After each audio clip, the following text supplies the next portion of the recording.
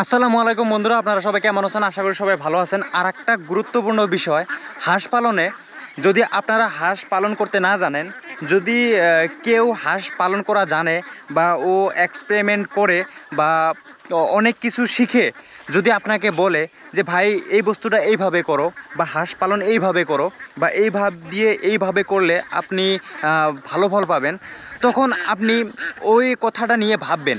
যদি আপনারা না বোঝেন বা না জানেন ওই বস্তুটা, আপনারা ওই বস্তুটা ভাববেন যে ও কথাটা যে বলছে সঠিক না বেঠিক। আপনারা ভালোভাবে ওই কথাটা গুরুত্ব দিবেন। যদি সঠিক হয় কামে লাগাবেন, আর যদি সঠিক না হয় কামে লাগাবেন না।